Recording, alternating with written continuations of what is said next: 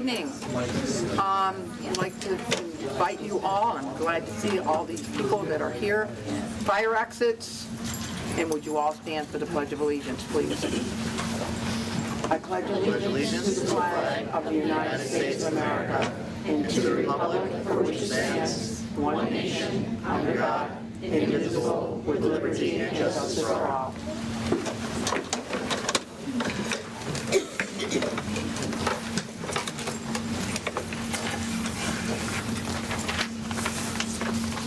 Before we start, overview of public comment procedures. It's important for the Board of Education meetings are structured and efficient, so to allow the board to properly address the set agenda items in a civil and respectful manner. While New York State law does not require boards of education to have a public comment period, this Board of Education finds civil and respectful public input to be valuable and important. To promote this, the following structures have been put in place related to the public input portion of the agenda. First, public input will be at the end of the agenda. This allows the board to address all agenda items in a timely manner and does not discourage or unduly delay members of the public who are attending related to the agenda items if the meeting agenda is significantly delayed due to individuals speaking to the board about non-agenda items.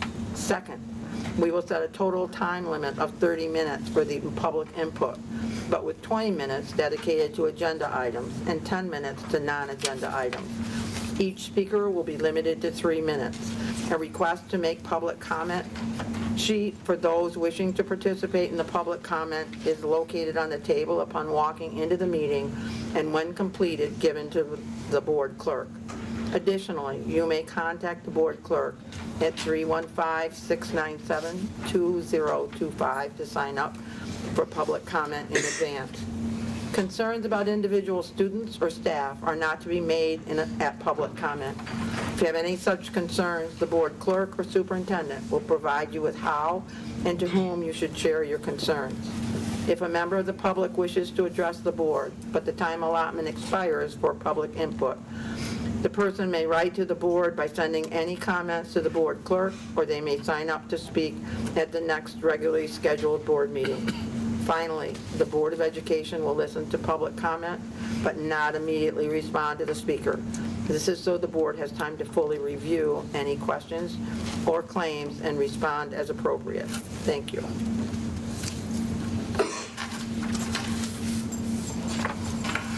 Looking at the agenda. Routine items. Resolved that upon the recommendation of the superintendent of schools, the board does hereby approve the following routine matters. Board of Education minutes of November 14th, 2023, and the CSE recommendation as are shown on the agenda. May I have a motion? So moved. Second? Second. All those in favor? Any issues? Any concerns, questions? All those in favor? Aye. All those opposed? Motion carries. Presentations. Donation from the Wall of Distinction Committee. I think Mr. Tornator, Debbie, and Doug are here. Good evening. Good evening. The Canastota Wall of Distinction Committee would like to present you with a check tonight for a 43-inch monitor that will be used as a kiosk. We feel that this will give visitors to that area down there more access to the background of all the inductees that are on the wall.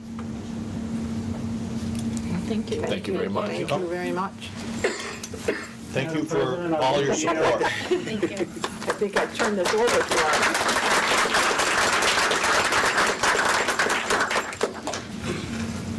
Pass it down to Tracy, I think. Thank you, thank you, thank you. I look forward to it.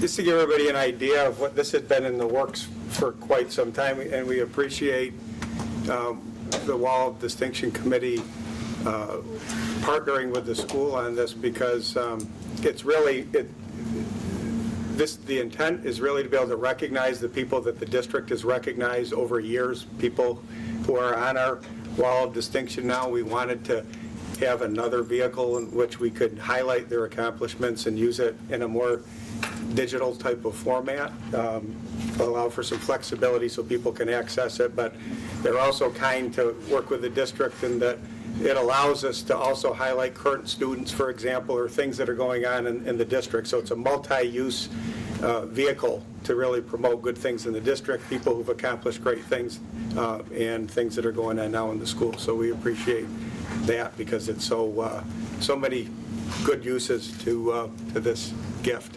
So thank you. Thank you. Next thing on the agenda is the staff recognition presentation. I'm going to turn this over to Sean. So this is a newer thing that we had wanted to implement this year. We wanted to be able to take a step back and be able to highlight some of the great things that are happening in the school and highlight some of the great people who've been a big part of that. And so we opened up a process through Ella Costa, who's our communications specialist, distributed a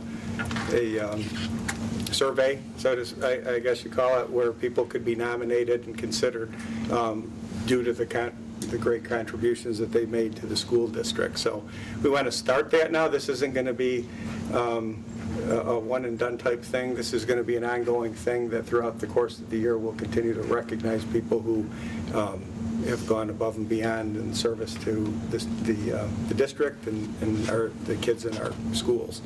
And so we're excited to present that. So I'm going to let Mr. Schultz, if you want to come up and introduce our recipient tonight. I'm very happy to be here to introduce our recipient here for us here, Angela Bruno, who teaches Spanish. And Ms. Bruno really is the ideal educator who's committed to excellence simply because she's always interested and focused on the complete well-being of the student in her classroom. And that goes really from all angles, but it always starts with planning a lesson that truly engages students. I've observed it. It's amazing what she does with the students and how many. Usually it's a full class, am I correct? Usually. Yes. She's that popular. So is in Spanish. But it's usually a very full class and with some energetic students. Would you agree with that too as well? Yes. Of course. Very energetic students, and yet she gets them all on task, moving, engaging them, a variety of learning activities, always engaging them with such a positive but firm tone. It's no question about it, but just beautiful. It's a wonderful thing. It's a privilege to be in there, to watch it, to observe it, to experience it. And then on top of that, not only does she create a lesson and create a classroom and a learning environment with such excellence in mind, she also spends time and goes to their games. She'll be seen at students' games and events after school to again provide support for her students. So it is a real privilege to recognize Ms. Bruno for this award, and we're so grateful that she's here with us, and most importantly, our students are. We're very fortunate to have her there. Congratulations. Thank you very much.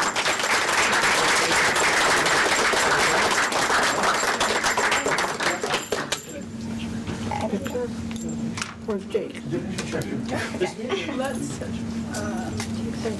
do you want to do it? On the screen? Jake. On the flag? It's always the question where to go. Oh, no, never mind. Tracy's got it. Let's just walk around and do a picture real quick. I'll get on one side and Okay. show that to us. Yeah. Just like this? There you go, put that down. There you go, very good. I got the picture taken faster than ours. That's all that matters. There we go. Great. Thank you. Thank you, congratulations.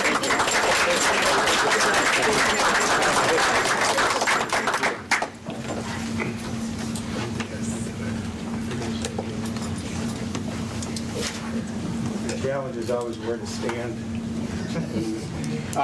So the next people we're going to recognize are certainly have meant a lot to me, and I know a lot of the people that have worked in the district office. But I'm going to ask Tammy Patney and Sue Merrill to come up here. Don't worry, I see Sue rolling her eyes. It won't be. This isn't good. This will be painless. Yeah. So to give you a little bit of background, anybody who's been here any length of time knows Tammy and Sue well, both graduates of Canastota and longtime employees of our district and a big part of our school family. So a lot of you have known a lot longer than I have. but in the almost 5 years now that I've known them, can't tell you how great it's been to have a chance to work with them. Certainly as somebody who's at one point coming in new to the district and with their wealth of experience and being actually nice, fun people to be around. And also, I would say probably gluttons for punishment, because at one point we thought they were maybe retiring before, and then they didn't, and we were lucky that they stayed a little bit longer. And then even recently, when they actually did retire, they thought, in August, not so fast, they're still here. So they really helped us, because we're in a spot where we had a lot of transition and a lot of different people in different places, and you don't just snap your fingers and have a quick, easy transition. And so they stayed on with us. Even this is how they're spending retirement, so we appreciate it. But I can't thank you enough, both of you. Can't thank you enough. Sort of had you both come up together, because you guys have sort of been a team for a long time. But on behalf of the district, thanks for everything that you've done. Can't think of people who are more deserving to be publicly recognized for the things that you've done. You're the glue people who sort of tie everything together. And you have to put up with me and some other people, so we really do appreciate it. So thank you.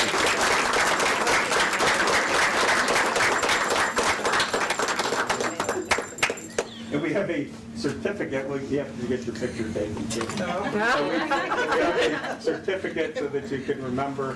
Although we'll just remind you because you're still around. You want to give a speech or? Thank you. I think we can take all the pictures over here. So, do that side.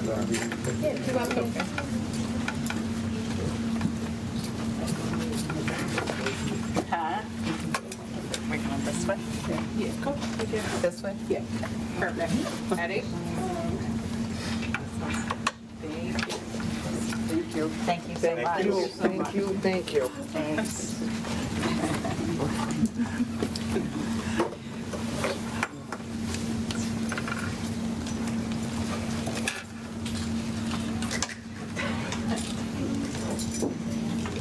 Number 3 on our presentations is the district attendance initiative.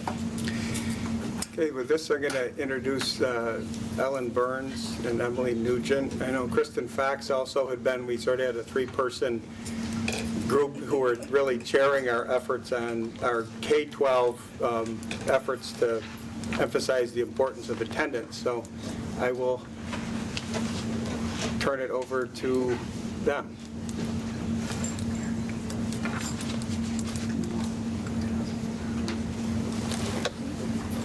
We just really want to build these things in here.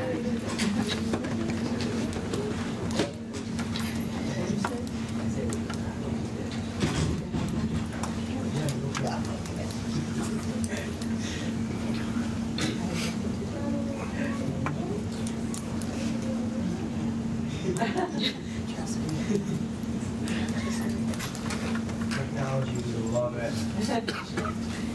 Yeah, that part. All right, so I'll kill some time because I'm always willing to talk.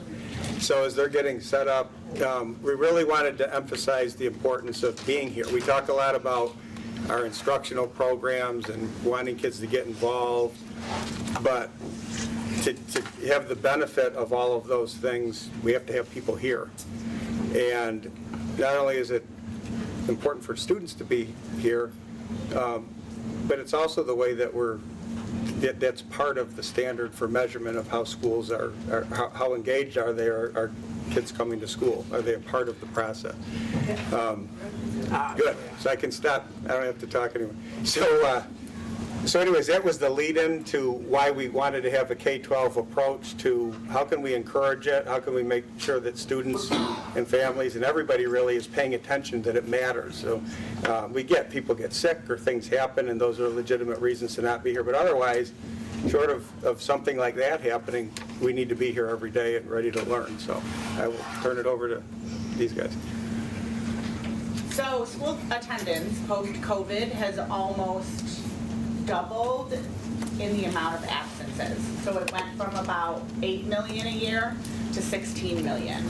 This is not a Canastota problem, a Madison County problem, a New York State problem. It is widespread across the country. Chronic absenteeism is on the rise.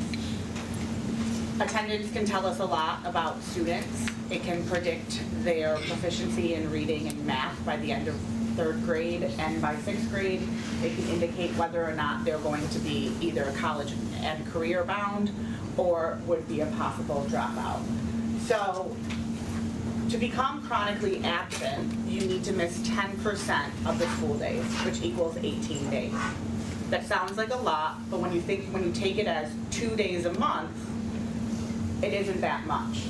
So this can vary anywhere from being sick to missing the bus, etc. So we worked together, myself, Ellen, and Kristen Fox, the assistant principal here at the high school, to kind of have a K-12 approach of how we're going to help engage Canastota in this process to improve our attendance overall. Thank you, Emily. So just as Emily stated, attendance matters.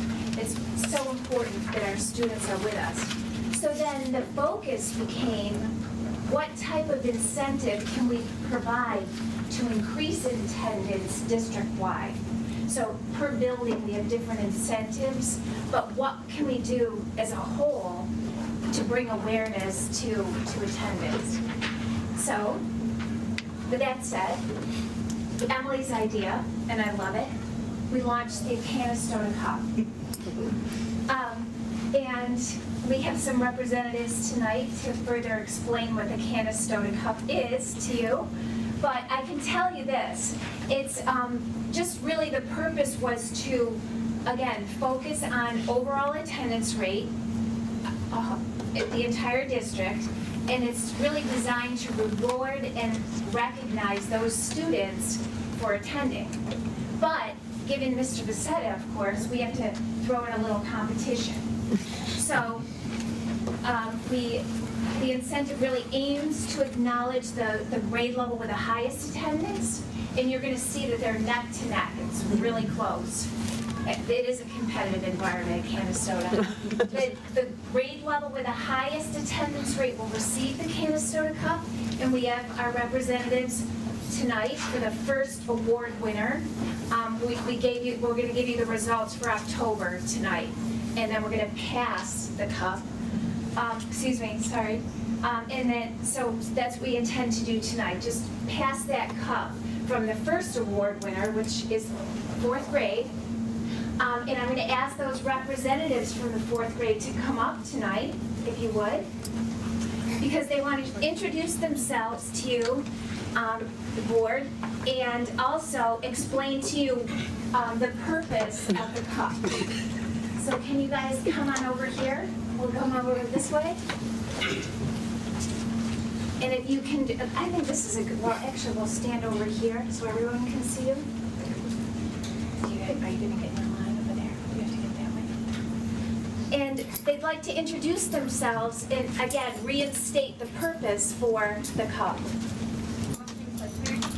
Application, Kylie Gallback, Allie Shore. The Canastota Cup is a trophy that recognizes the grade level with the highest attendance. You did it. And these guys, these 4th grade students represent the 4th grade classes. Mrs. Bargabas, Mrs. Snow, Mrs. Fox, Mrs. Infernato, Mrs. Meeker, and Ms. Starling. So congratulations to you guys for being the first grade. We're going to pass it on tonight. I just wanted to give you that neck to neck. Here's our 4th grade winners. But tonight, as I said, we're going to pass it on. So you did really well, but you know, we got A new winner for a new November. winner. So we're going to pass it from that 4th grade to, and the winner is Mr. Schultz. Are you here? Okay. Spoiler alert. 7th grade. 7th grade.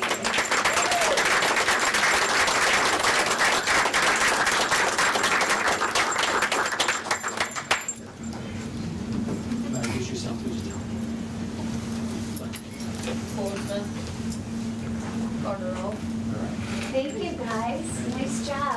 But it's, we just want to have two important people here that are super proud of you. You guys can come up, your principals are just going to get a picture with you tonight.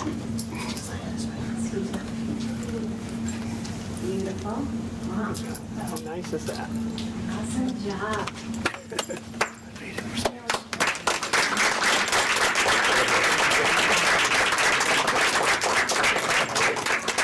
Thank you. So the 7th grade will have bragging rights for the month, and the cup will be housed in the 712 building main office. And then at our January meeting, we will have the data to show who is our December winner. Thank you, thank you, thank you. Why not? It's a great job. Thank you.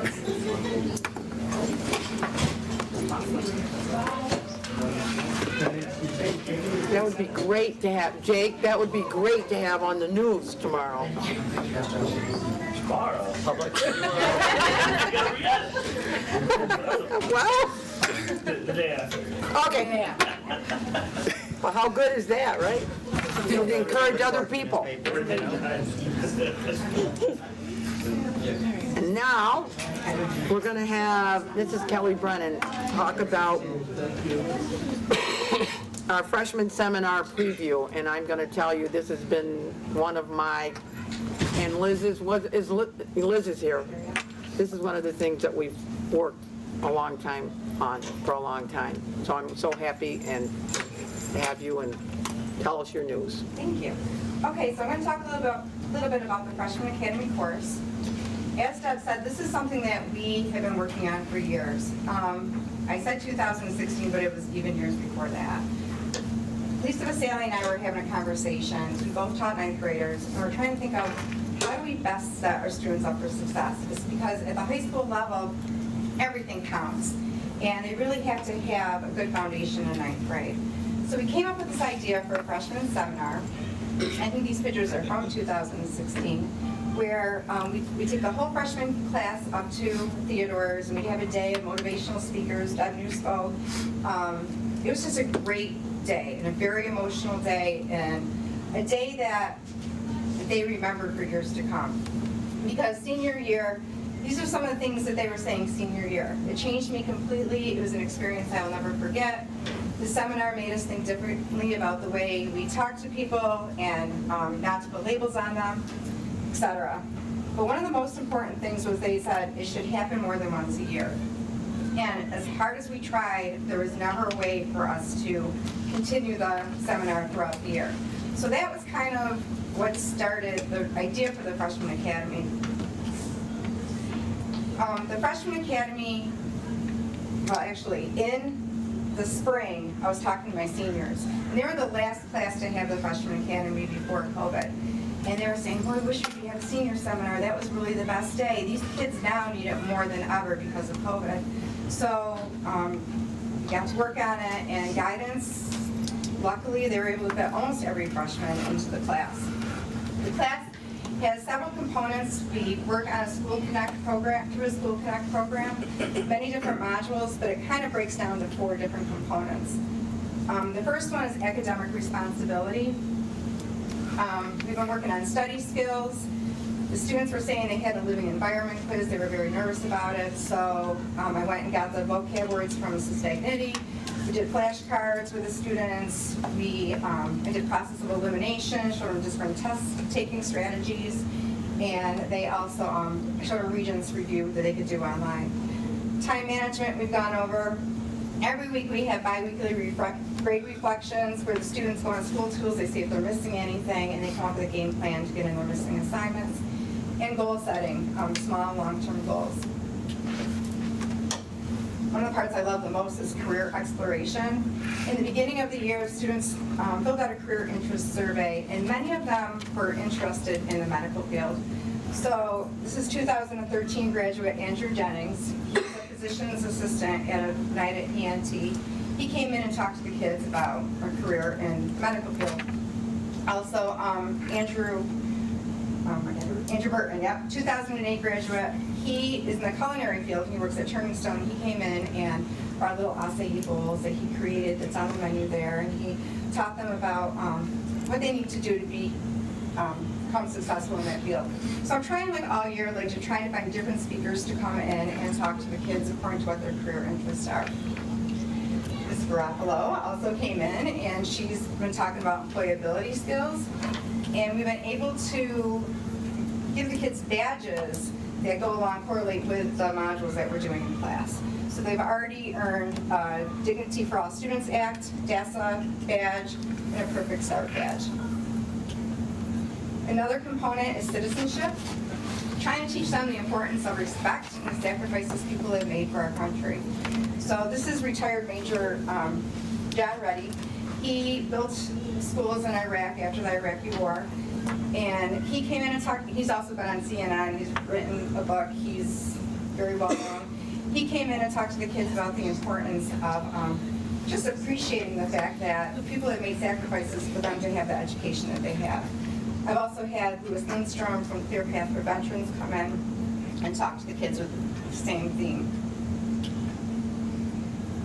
What I really like the most about this class is we spent a lot of time supporting empathy and kindness. We've had activities that help build relationships, random acts of kindness, cross the line. Hopefully we're building a safe environment for conversations to take place. And the beginning of the year, I asked the students what they wanted me to cover in the class, and a lot of them unfortunately said anxiety, depression, and suicidal ideation. So what I had them do is they all filled out anonymous questions, and the school psychologist and social worker came in and addressed all of their questions, and kind of opened that conversation that they're there to talk to them. Community engagement, this is something they've been really busy with this week. They've been helping with a community giveaway, sorting clothes. They were working on that today. In the spring, I'm going to have them do a capstone project where each class is going to create a project that's going to help a school or community need. And then this is some of the feedback from current students. After the first marking period, I had them fill out a little survey. It says it's helped me pay attention and actually do assignments. It has changed my perspective on what other people feel. It has shown me what I need to focus on and what I need to graduate. That I shouldn't care about what people think about the way I look. I also had a teacher come in and talk to them who was bullied about her weight the whole time she was growing up. So she came in and talked to them about how words really hurt. I learned that imperfections are perfect and being kind to others is really important. And I learned that life is full of difficult choices and that it is important to make the right decisions. So, that's it.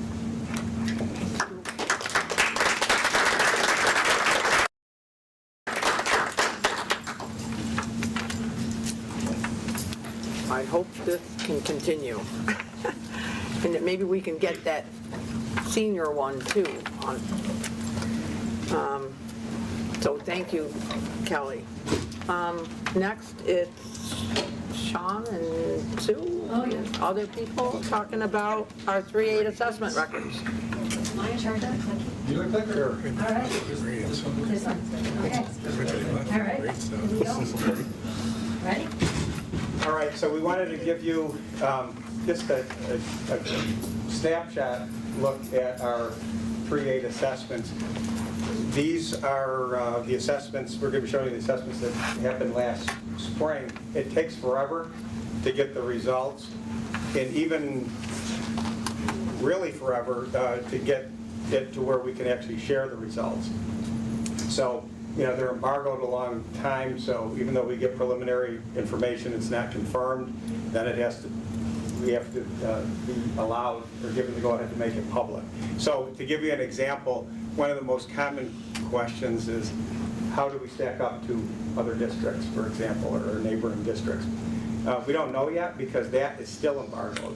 We just didn't want to endlessly wait until that is public information. We'll have that, probably have it next month, but we wanted to at least get this updated 3-8 data out there, and then we'll continue to use that as things that we're looking at, focused on in the buildings, and we're working with all of our instructional staff. Click. Click. So our participation rate, we wanted to start by showing that it's an important factor, because we look at for example, percentages, right? We categorize performances, you know, in level 1, level 2, level 3, level 4, 3 and 4 being proficient, right? That's what we're wanting to get to that level. But another part of that, how many kids are actually participating? You know, because the more kids that are participating, obviously that's a more accurate reflection of how we actually are performing overall in the district. So.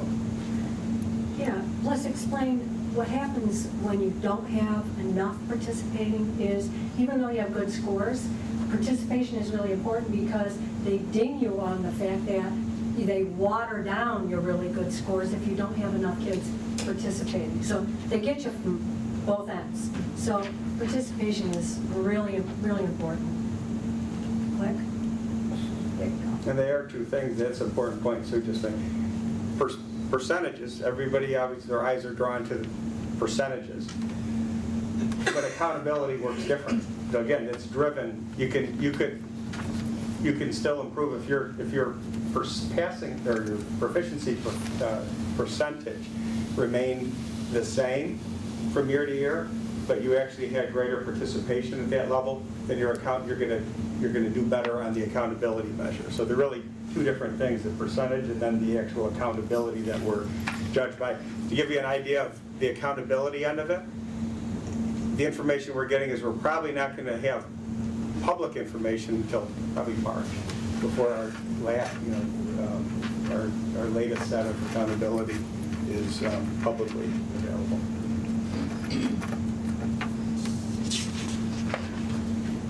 So first we're showing, and we're just to give you a comparison, we wanted to use the 21-22 year as well, because that year was significant.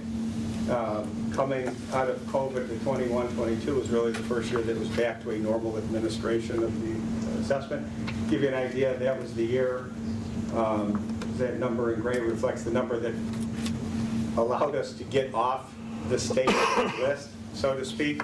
So those numbers got us off the state list. Now you can see where we moved second year after that. Yeah. Lauren, you always ask about cohort. Yep. So this is kind of interesting when you look at this, because you start to panic and you think, oh, okay, wait a minute, we had a little dip, we had a little, where you see those little dips. Sixth grade is a good spot to take a look at it, because you look at that and you think, okay, wait a second, let me go back.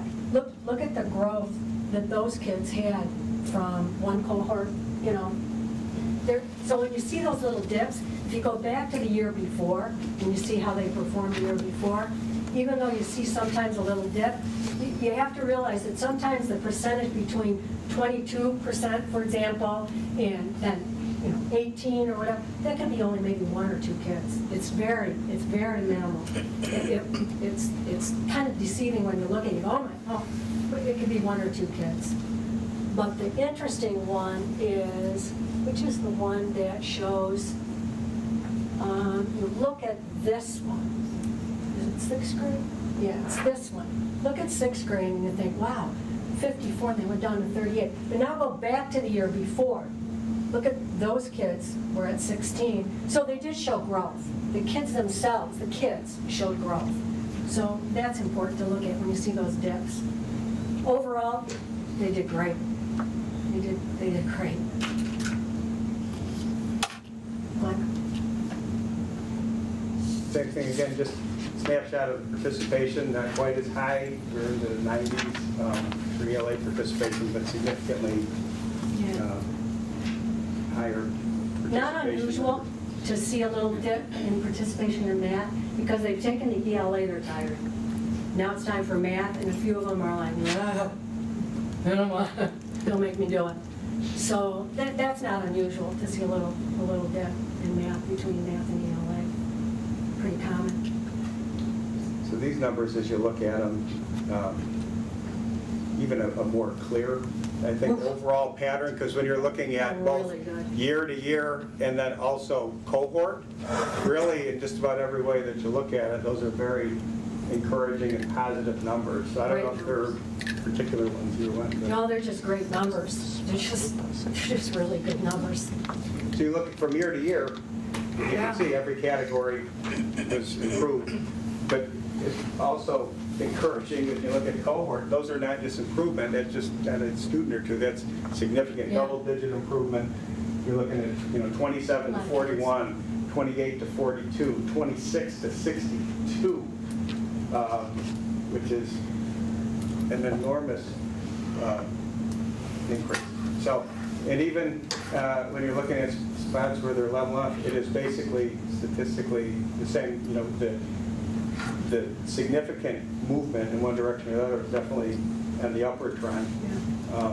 It's a big growth.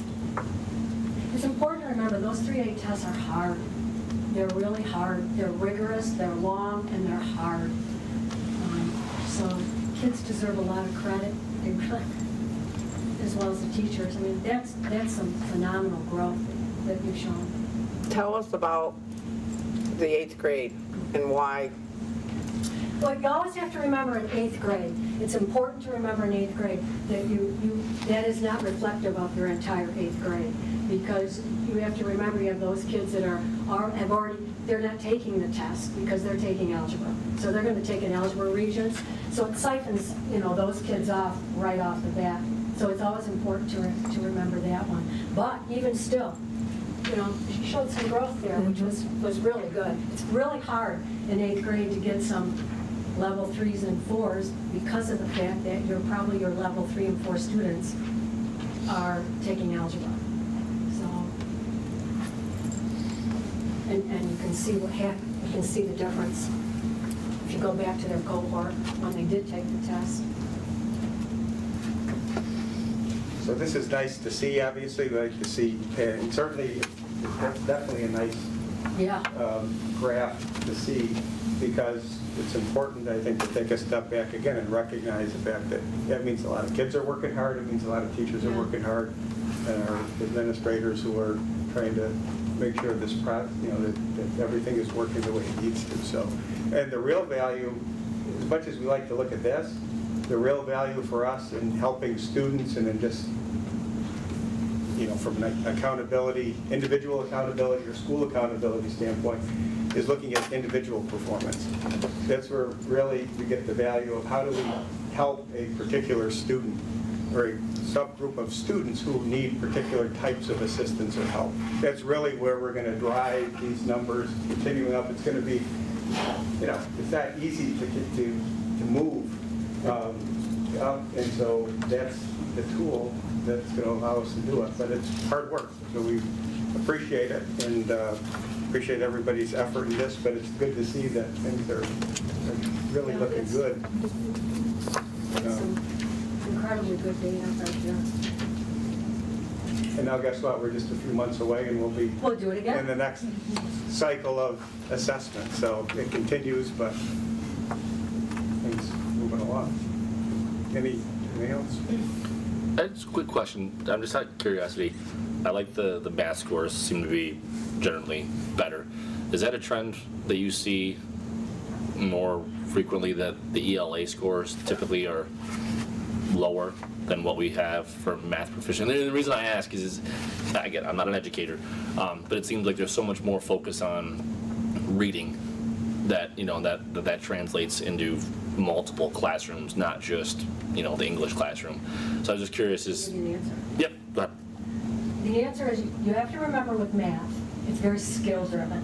So it's not really easy. It is easier to pinpoint the skill deficit of the kids. When it comes to the ELA, like I said, this test is very skill driven, and it's easier to predict what those questions are going to be. The ELA test, it's not easy to predict what those, you're never really sure. Are they going to do poetry this time? And should we focus a lot on poetry? Or are they going to do an extended response writing sample? You're never really sure. So some of the time, you're focused, you think you're focusing on the right thing, but you're not.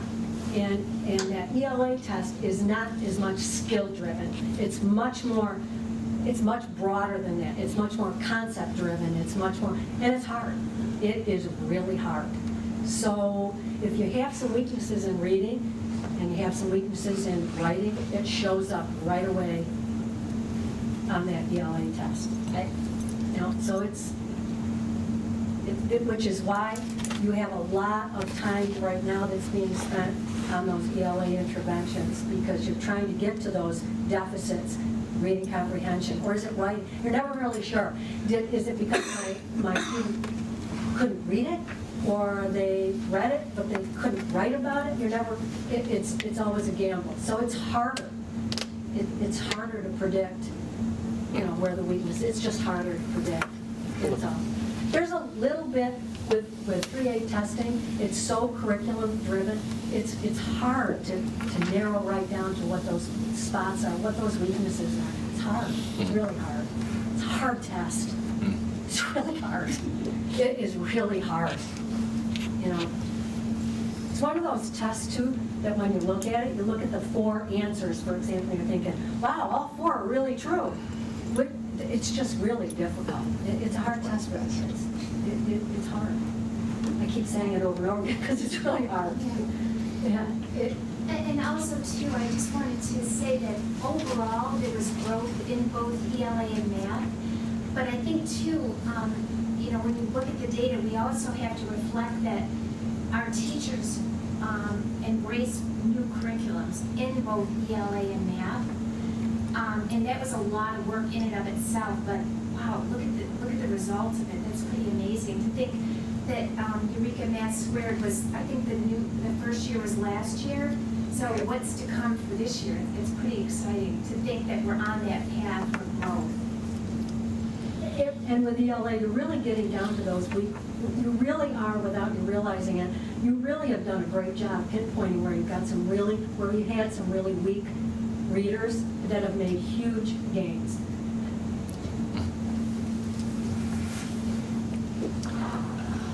Thank you. Are you able to draw any correlation between the NWEA assessments and what you're seeing here? Absolutely. There's one component of the NWEA it's a predictor. It really is a predictor, and it's almost spot on as far as predicting those kids that are in danger, those kids that are lacking some certain skills that we need to focus on. It's very accurate as a predictor of how well you're going to do on those skills and those concepts that will be tested. It's always important to remember 3A testing. We spend an awful lot of time worrying about how did we grow, did we whatever.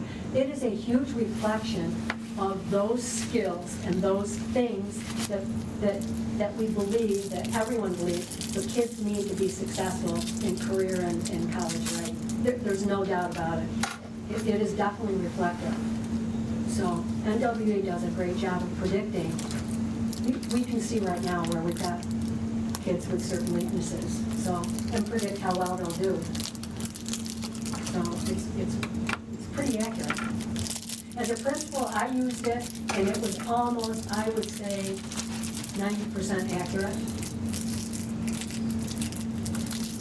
It just bothers me that it takes us so long to get that information back from the state. Yes. And to be able to do anything about it. And you have this NWEA assessment that's so timely. At least the teachers were able to look at this. They were able to look at it, I don't know, like a month and 2 months ago. Yeah, that was you in September. As soon as we got the results, it was really instrumental in having them do that item analysis of what the results were. They actually had a half day of time spent right from the start, right in September, to look at where the students' needs were. So even though it can't be done, you can't show it publicly, at least the teachers did have access to it, so that did help. But yeah, they're really slow. Should have that back. It's inexcusable. There's no reason why. You take it, March, April, and you still don't have it until, August, September, October. Okay, but yeah, it's good that you're able to get it and pass it along. Yeah. In September. Yeah, the teachers were able to get a really good look at it, and boy, I'll tell you, they love looking at it.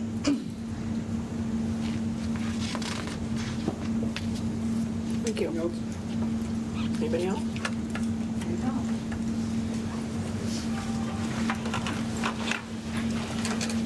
There is no old business, new business. Resolved that upon the recommendation of the superintendent of schools, the board does hereby accept a donation check from the Wall of Distinction Committee in the amount of $2,732.90 for a kiosk, large screen, 43-inch touchscreen TV with a protective mount and a one-year cloud surface cost with an upgrade player, plus an annual cost of $64. Motion? So moved. Second? Second? Any discussion? Thank you. Thank you very much. Yes, thank you, and the check has already been passed to Tracy.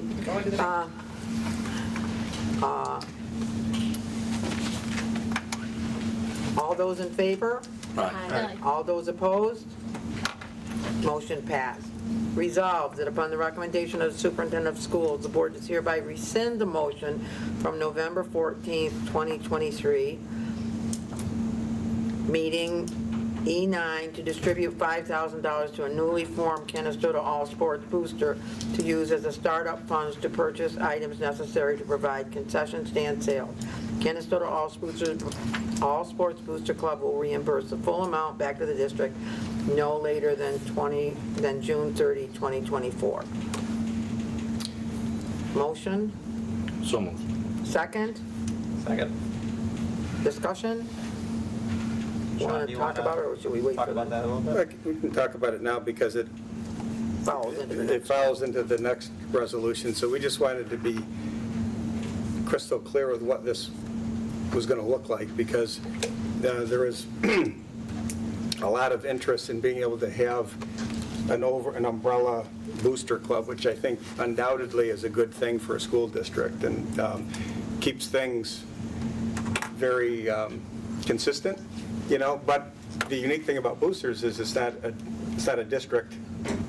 It doesn't reside under the district, but really more of a partnership. So it's new, and there's a lot of work to get it off the ground. So we wanted to be very crystal clear, and we wanted to, it's sort of in consulting with our attorneys, we wanted to make sure that everything was very crystal clear in terms of the way that we actually recognize it. So we'll have resolutions tonight in recognizing the boosters, and also the way that these initial funds are accounted for. So Tracy might want to add something to that financial piece. Yeah, I think that you've covered it clearly.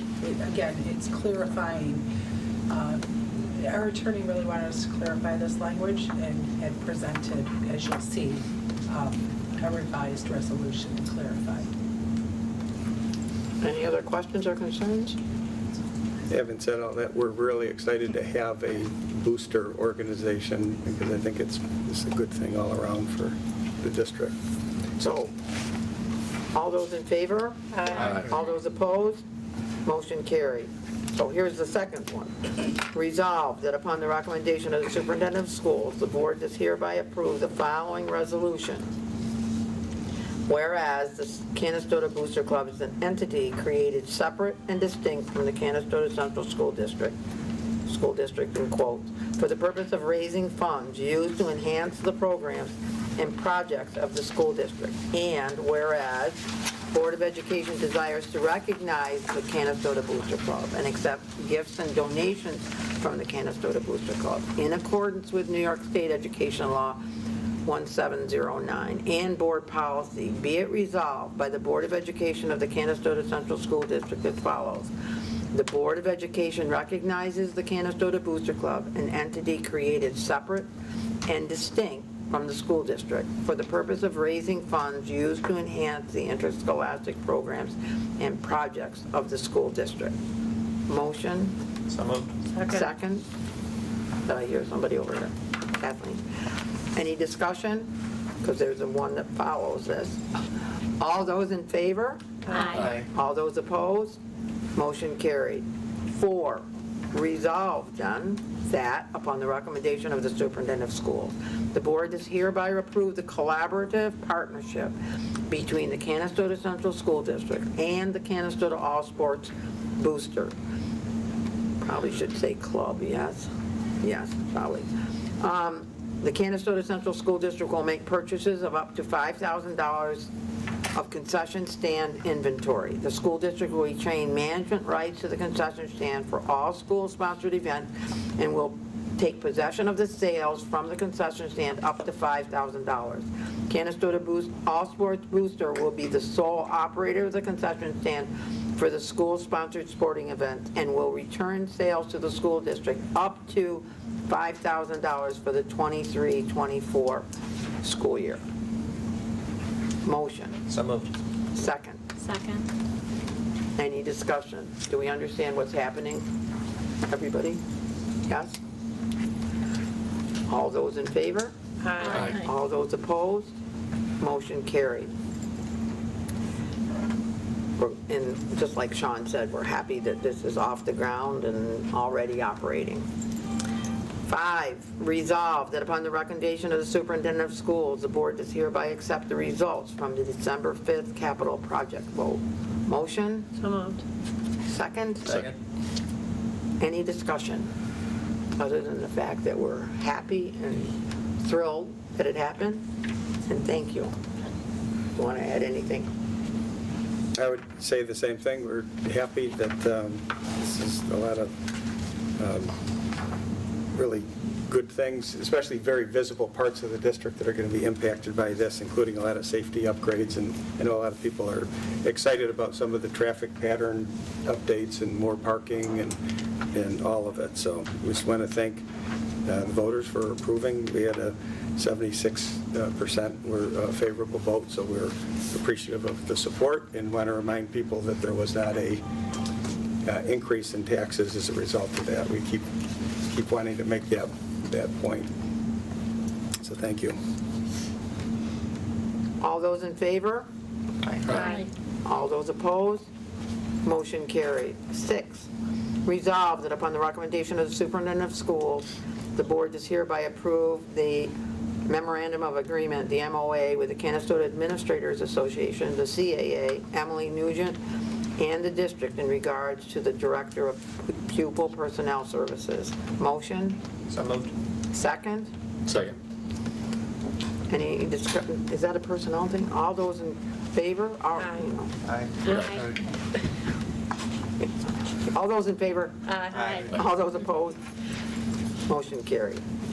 So that, we should have had any discussion, right? Mm-hmm. Okay.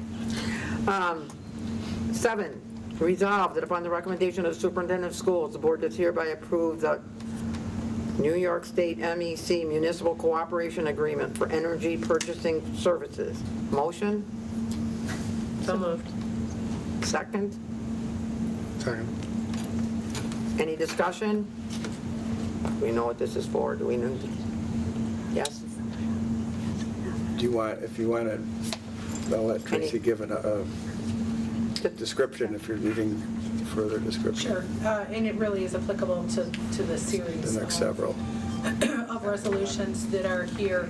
So we, with these resolutions, this allows us to pool and purchase collectively gas and electric through a bidding consortium. So with that, I don't even know how many entities currently are in it, 102. So it's buying power. Basically a buying group, correct? It's a buying, yes. And This is a typical thing for us to Right. do, It's- that yeah, we would it's very participate in typical. it. So again, we as an individual school district, just like your house, you don't go out and bid Right. electric. I'm not even going to talk to you, but Right. as an entity of 100+ organizations, you have some buying power, so we can lock into a rate. that is good Yes. as we can get, let's put it that way. All those in favor? Aye. All those opposed? Motion carried. The next one, resolve that upon the recommendation of the superintendent of schools, the board does hereby approve the resolution authorizing participation in Cooperative Energy Purchasing Service, NYSMEC, for electricity. Motion? So moved. Second. Didn't we skip? Discussion? All those in favor? Aye. All those opposed, motion carried. Resolved that upon the recommendation of the superintendent of schools, the board does hereby approve the electricity cooperative energy purchasing service billing schedule and agreement. Motion? So moved. Second? Second. Discussion? All those in favor? Aye. All those opposed? Motion carried. 10. Resolved that upon the recommendation of the superintendent of schools, the board does hereby approve the resolution authorizing participation in cooperative energy purchasing service, New York State MEC for natural gas. Motion? So moved. Second. Discussion? All those in favor? Aye. All those opposed? Motion carried. 11, resolved that upon the recommendation of the superintendent of schools, the board does hereby approve the natural gas cooperative energy purchasing service billing schedule and agreement. Motion? So moved. Second? Second. Discussion? All those in favor? Aye. All those opposed? Motion carried. Resolved that upon the recommendation of the superintendent of schools, the board does hereby approve the following policies. Policy 45, I'm going to do them together. 4505, procurement, uniform grant guidance for federal awards. Policy 6404, rights of nursing employees to express breast milk. And policy 7068, the limitations on the use of physical restraints. Want to say anything specifically, Lauren, about those go along with? A lot of it was just word changing, updating, nothing significant changed. Okay. And that's all Just, both these people, right? yeah, it all comes through, yeah, their policy committee. And the page numbering was So updated there was as well. some, yeah, page numbering and stuff, yeah, mostly just some wordsmithing, but nothing significant, note. Do I have a motion? So moved. Second? Second. Any discussion? All those in favor? Aye. All those opposed? Motion carried. Resolved that upon the recommendation of the superintendent of schools, the board does hereby approve the budget development calendar for 2023-2024 school year. So Motion? Second. Discussion? All those in favor? Aye. All those opposed? Motion carried. Resolved that upon the recommendation of the superintendent of schools, the board does hereby approve the following resolution. Whereas Canastota Central School District is experiencing a bus driver shortage. Whereas Section 119-0 of the General Municipal Law Authority authorizes the district to enter into a cooperative agreement with the United City School District for transportation services. Whereas the intermunicipal agreement between the United City School District and the Canastota School District provides for the sharing of drivers for student transportation. Now therefore, be it resolved as follows. The intermunicipal agreement between the Canastota Central School District and the United City School District is approved, and the superintendent is authorized to execute the same. Motion? So moved. Second? Second. Discussion? This is just to clarify that this is not taking away Yes. Well, any of our jobs to Oneida, correct? This is just. This is to keep us this is to help- functional so that we can get Right, keeping us, kids here. keeping No us. permanent driver has reduced hours due to this. This is going to be something that I think a lot of districts are having to be creative in order to make sure we get kids here and we try to maintain as close to a normal schedule as possible. So this is just an attempt to try to give us some, I guess, an insurance plan to make sure that happens. Yeah, I just wanted the record to reflect that this was Yep. filling holes, not replacing anybody, that's all. Correct. And I Thank did you. meet with drivers yesterday, and we reviewed this. all those in favor? Aye. All those opposed? Motion carried. Student board member update. Nicole? Good evening, everyone. Unfortunately, Avery couldn't be here tonight, so I'll be sharing an update on behalf of both of us. So to start, at the Holiday Parade of Lights in Canastota, that was a successful event for us. We had some student volunteers, and we decorated a truck and held up signs for student leadership. and we passed out candy canes and stuff, and it helped us really get into the community and spread out our message more. As well as through student government, there will be a Winter Spirit Week hosted next week for students to come in and help in attendance before the Christmas break and help students kind of unite more and spread some Christmas spirit. As well as in the superintendent's cabinet, we've been hosting meetings every Thursday, and we've been reaching out to more students, trying to get more students involved every week. And through this meetings, we've had project proposals / project updates where you have to sign up and follow a formal agenda, as well as we are following proper parliamentary procedure throughout these meetings. Additionally, we originally had a holiday door decorating initiative that we started. However, with the fire code, we recognize that we cannot decorate the doors. So we are being very flexible and adjusting to a possible wreath decorating event, where each class, 9 through 12, would get 3 wreaths, as well as student government approved up to $100 for each class if they show proof of receipts. And that way each class gets to decorate their wreaths, and we are going to create a kind of committee of some faculty that will vote on the wreaths and crown a prize on Thursday. Again, just to help like boost spirit within the student body and get more people involved during the holiday season. As well as in the superintendent's cabinet, we have been diving into the topic of mental health and how as students we can advocate for this topic and kind of the line we can follow where what can we do to help or what's kind of beyond us, and figuring out how we can get more involved in that.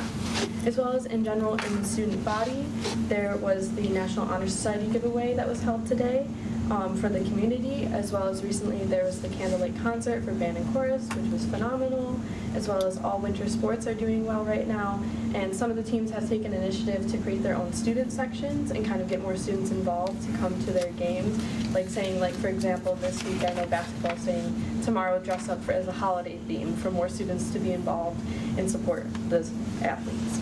As well as students are looking forward to the upcoming musical auditions next week, and overall we are making progress on our goals and staying focused on all our projects.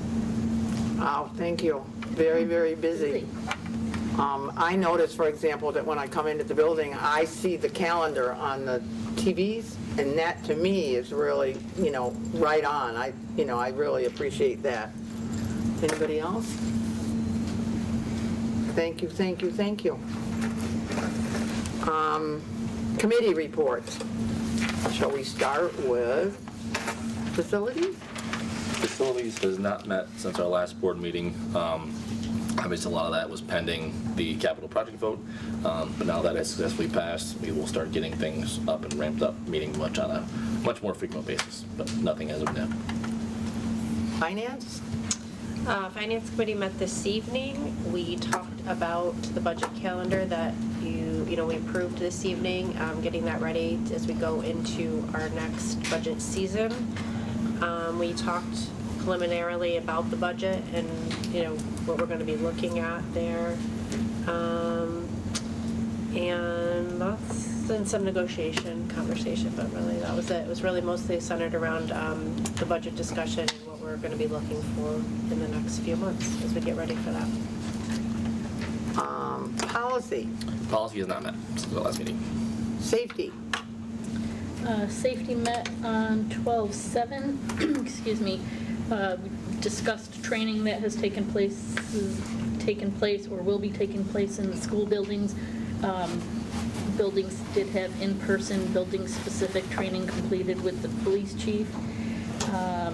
Discussed 6 months asbestos surveillance inspections that will be completed by the end of the year, and an RFP is currently being secured for testing the drinking water, which is a requirement that's always getting done. Discussed the approval for the capital project.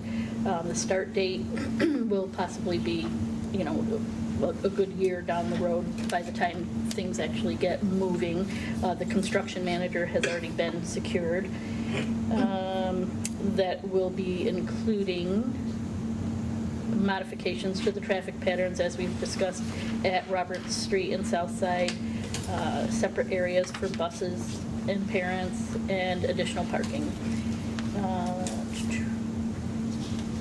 Fire alarm will be upgraded at Roberts Street, door upgrades, and HVAC upgrades at Southside and Peterborough. In addition, the nurses gave feedback on what's going around. Thankfully, COVID seems quiet this year, so thank you for that. And just a concern was brought up about a student who had allowed another student in one of the other entrances. And this was observed by a staff member. And so it was discussed in the meeting that everybody, students and staff, need to be reminded that we shouldn't be allowing anyone in, even if it's a student, in any of the alternate doors, because it is a safety issue. That's why we went to the single point of entry. And that was discussed with the student that had opened the door. Any questions for anybody? And academics, Scott? Academics met on November 20th. We discussed the Faculty Advisory Committee. We reviewed the proposal, discussed the selection process, how it could be integrated with current mechanisms, and how to support staff involvement. We also had a discussion on the NWEA next steps and the possibility of parent-oriented presentations and sessions. We touched on the retention policy issue. We're going to be revisiting that policy at our next meeting. Now, we talked about the New York State 3-to-8 assessment report, which was not available at the time, but now obviously we had that.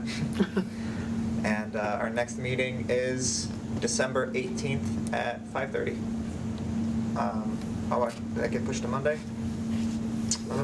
Yes, next Monday. Yep, December 18th. Thank you.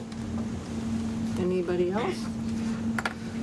Do you want to talk about the branding committee or whatever we call that? Mascot committee? Oh, go Whatever. ahead, go for it. So I know that's been a hot topic. So the Mascot committee. Yes, mascot committee. So we met last week. We had a total of, I think it was 385. Don't hold me to that number. Roughly 400 responses back. We had hard copies as well as electronic surveys that went out to district residents, faculty, staff, students, collecting any of their thoughts and recommendations for what they wanted to see the Canastota Raider change to, as we're taking a course of action based on the state mandate. So the committee met last week, started going through all that data, began the difficult process of weeding out some of the nonsense. You always get some funny responses that were in there. So we weeded some of that stuff out. The committee is reviewing the list now, trying to narrow that down to a more finite list for people to go back and vote on. There will be another survey. I think our next committee meeting is not till January, I don't know the date off my head, after the holidays. 17th. January 17th. So we'll reconvene then. The committee is going through doing homework. It was left as a task for all the committee members to go through and start kind of narrowing down their top finalists based on all the results that we had. I think there's some great names. There were some crazy names, but I think we got some good options and selections to go through. So more to come. The committee is taking a very slow and steady approach with this. I don't know if anybody saw Channel 9 last night. Liverpool had the same conversation going through with changing the Warrior. So they are also taking the same kind of approach that there's still a lot of unknown. The state's telling us to do this, but we're not going to go through and just make all these random changes just to quick hurry and get in front of stuff. So taking our time, making sure we get this right, and hopefully to have more to come after the holidays and another survey to come. I would say thanks to Lauren for, he did the survey, that's sort of his area of expertise, and so that made it for, I think, a pretty smooth process to be able to get the data of the feedback we got, and we'll continue to pare it down. The only thing I would add is recently, there have been some comments and some discussion of that, well, wait, this other district over here who had the same name as us aren't changing.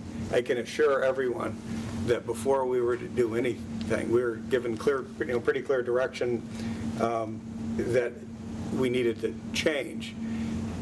To make sure that we get it right, we are reconfirming. We're talking to our elected officials. We're talking to our BOCES representative in the state. We have requests in writing to the people who are overseeing this for the state, and Mr. Boodleman, our BOCE superintendent, has offered to be on the call with us if we need clarification based on the response that we get back. So I just want to say that publicly to assure everybody that we don't take this lightly. We understand that this is, people feel strongly about this issue, and we're not doing anything without making sure that we've confirmed and reconfirmed. And as Lauren said, we want to be deliberate.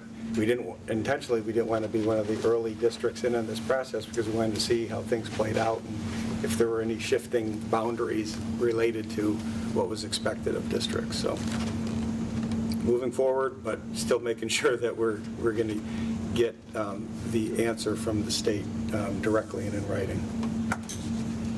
Thank you. Board comment period. Anyone? I just wanted to thank the community who came out and voted for the proposition for the capital project. Just thankful that that went through. Yes, I think that should come, obviously that comes from all of us, and I thank you, Maureen, for saying that. I would also like to comment, I walked in the building today, and I walked by the high school office, and I walked by that display case, and that's an incredible bulletin board, whatever one wants to call it, but who's ever creating those bulletin boards across from the high school office, it's beautiful, and super, thank you. Superintendent's report.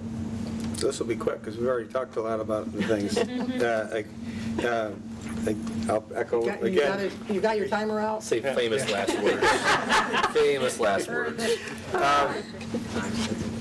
So just a comment about our recent esports session that we had. This was really pretty cool to see over 80 people, I think we ended up attend that event. It was a mix. I think we had some adults who were as enthusiastic as the kids that were in attendance.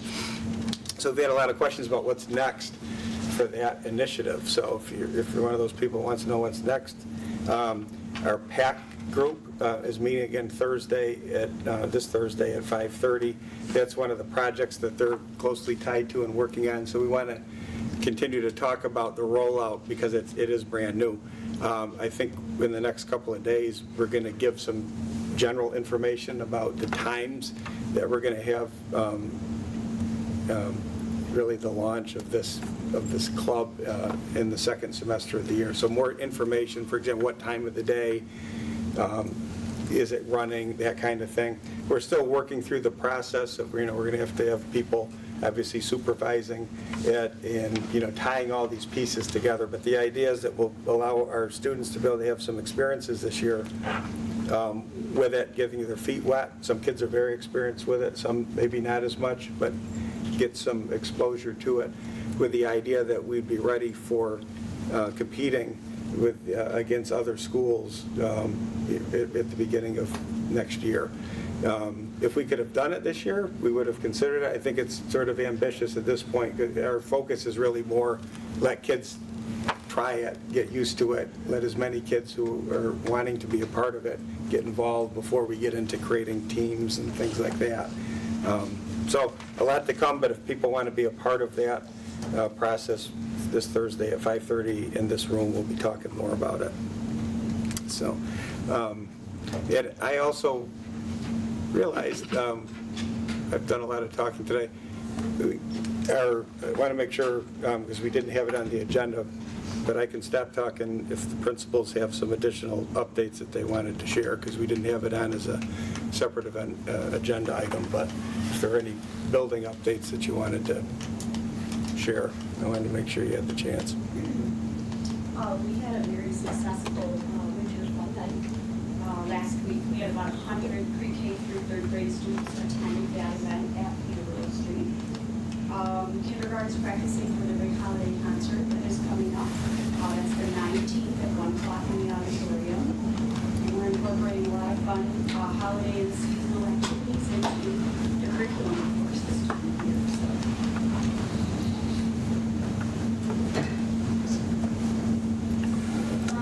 Third grade is also having a holiday concert. That will be this Thursday at 1 a.m. here at Robert Street. We had very well-attended parent-teacher conferences on the 29th and the 30th. Over 87% of our scheduled conferences signed up, which is great. You know, parent participation in students' education is one of the biggest things that makes students successful. So we've got about 7 days left until break, 7 school days, and we're pushing forward to the finish line of 2023 and looking forward to our academic goals of 2024.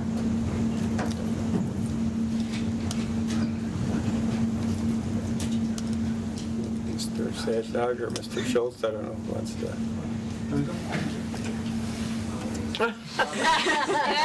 Still carrying the trophy. I really can't have that.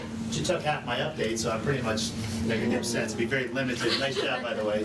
Obviously, seriously, I probably have her present for me. She does a better job. Just a couple things.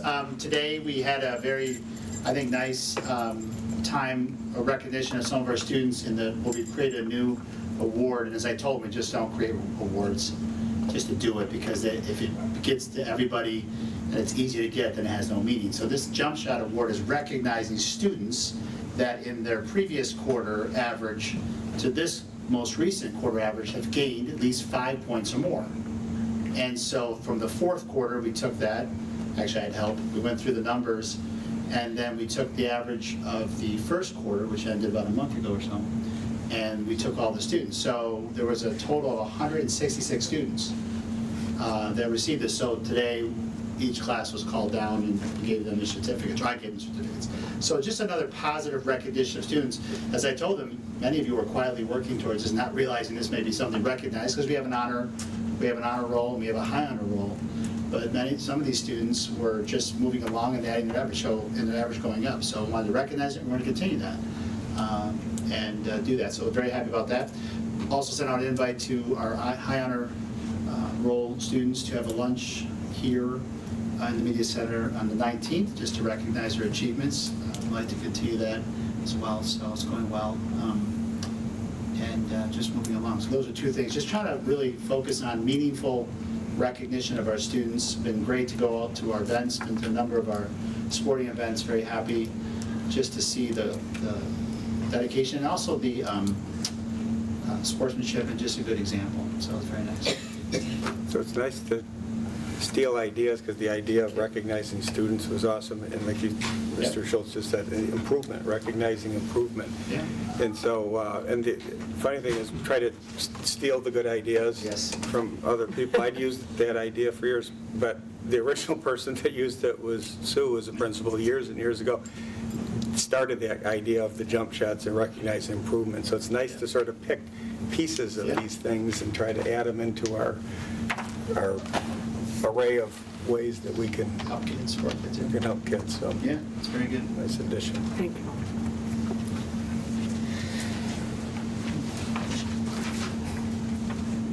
Keep this under a half an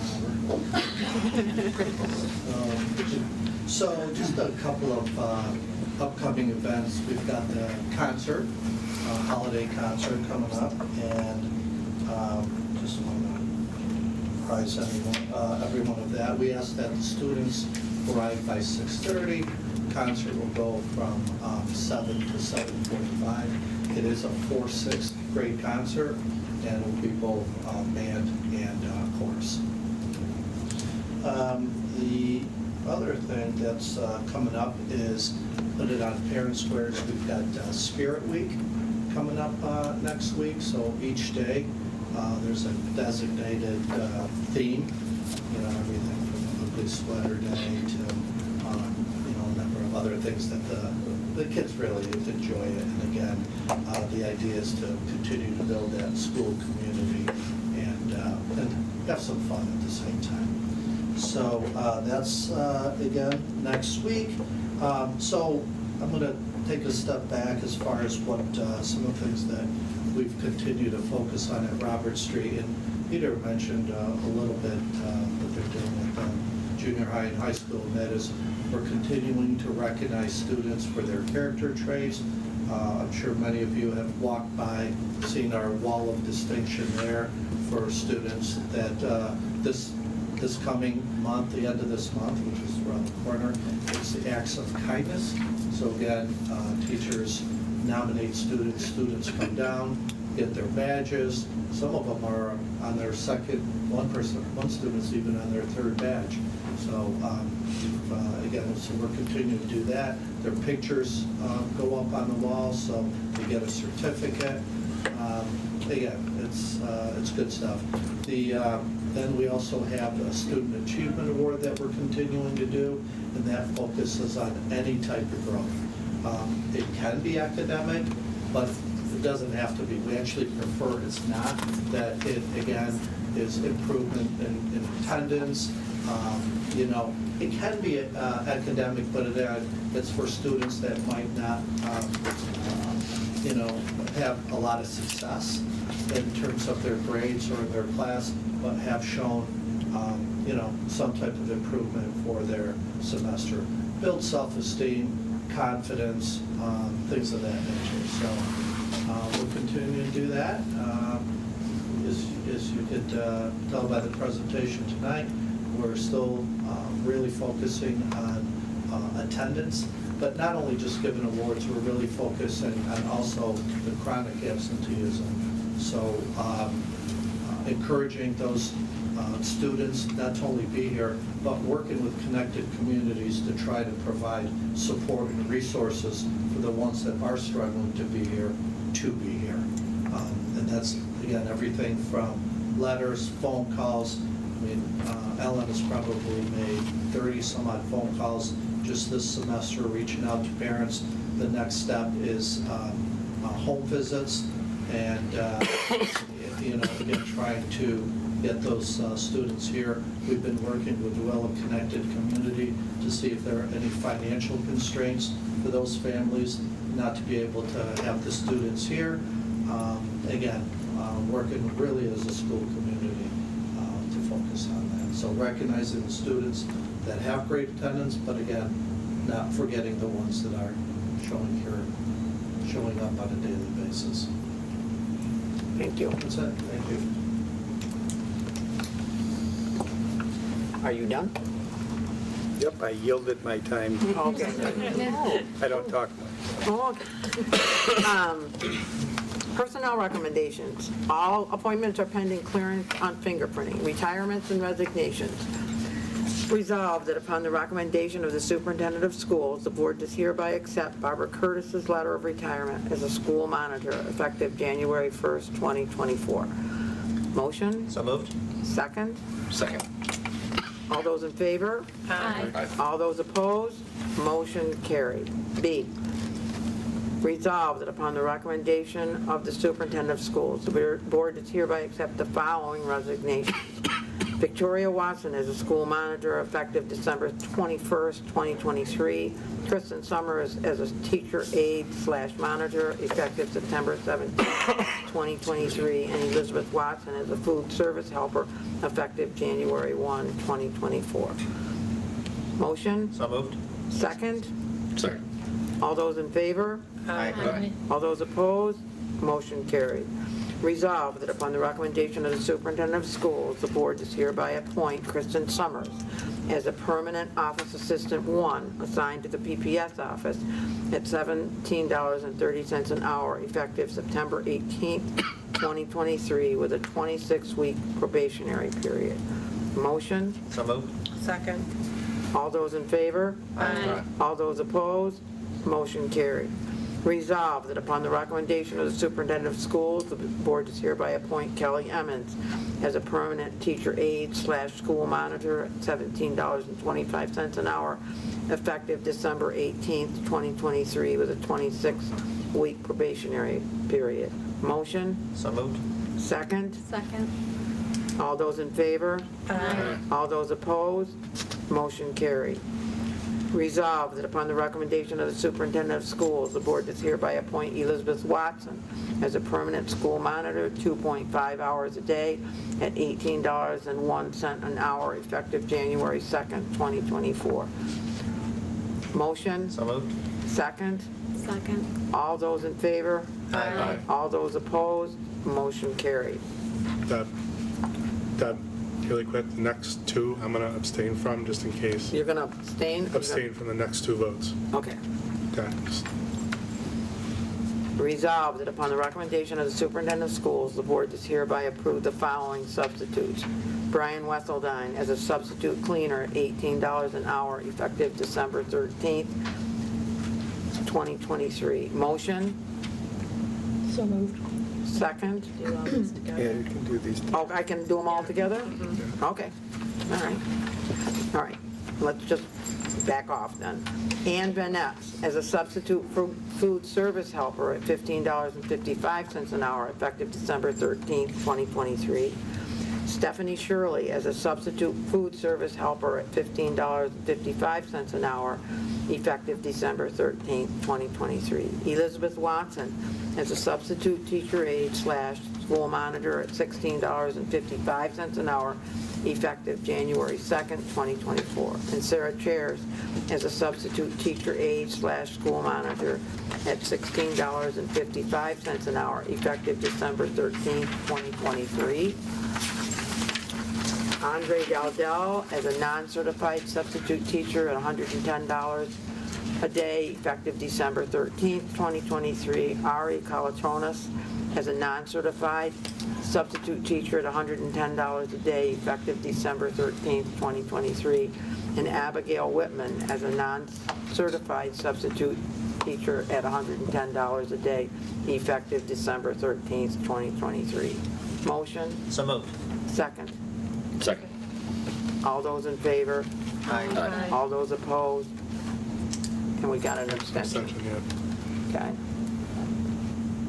Coaching, motion passed. Coaching, resolved that upon the recommendation of the superintendent of schools, the board does hereby appoint the following paid and unpaid coaches for the 2023-24 winter season and support staff as per attachment. Motion? So moved. Second? Second. All those in favor? Aye. All those opposed? Motion carried. I abstained that one too, just to, You're out of this one too? yeah, the last one, the coaching one as well, just to be clear. Okay. Better safe than sorry. Yep. Resolved that upon the recommendation of the superintendent of schools, the board does hereby appoint the following elementary grade level leaders as an hourly rate of $43.34 for the 2023-24 school year, effective December 13th, 2023. Joe Mary Montney and Leah Turner. Can I do these together too? Yes? No. No. Motion? So moved. Second. Second. All those in favor? Aye. All those opposed? Motion carried. 2, resolved that upon the recommendation of the superintendent of schools, the board does hereby approve Emily Nugent to perform the additional special education duties of the Director of Pupil Personnel Services and CSE co-chair from November 20th, 2023 through June 30th, 2024 with a $12,000 stipend. Motion? So moved. Second? Second. All those in favor? Aye. All those opposed? Motion carried. Resolved that upon the recommendation of the superintendent of schools, the board does hereby appoint Amy Wiley as a CSE co-chair effective November 3rd, 2023 through June 30th, 2024. Motion? So moved. Second? Second. All those in favor? Aye. All those opposed? Motion carried. Public comment period. Logan? All right, so I wish to give an update on what I've been working on with Mr. Schultz, Mr. Becerra, in the student cabinet on the mental health, and where we're actually trying to figure out ways to implement this into the morning raid, into a daily event where during the morning raid we have an inspirational either message or we have like a 30-second to a minute and a half breathing time to have a mental health exercise. And we've also been working on the ideas and concepts of, although not finalized, I wish to have added a mental wellness break so that way students can have a time to relax from everything and so that their attendance will also be encouraged with this. It's still a process in the making, but taking ideas from even now, tonight, and I'm thinking about meeting out, excuse me, reaching out to them and collaborating with their ideas and bringing my own ideas into the mix. So that way this can help with the absenteeism, and it can also encourage students to want to be here and encourage students to be heard. That is everything. Sounds Still very waiting on good. more. Thank you. Take care. Thank you very much. Is there anyone else? He's the only one I... And it kind of goes along with all those things that, Nicole, you've been working on. Future dates? When's our January meeting? 9th, I believe. January 9th, yep. January 9th, next board meeting. Again, lots of things going on. Check your calendars, check the calendars as you walk out of the building. May I have a motion for a proposed executive session discussion of negotiations? Negotiations? So moved. Second. All those in favor? Aye. All those opposed? Motion carried, and we will not be coming back, correct? Yes. Not coming back. Not coming back.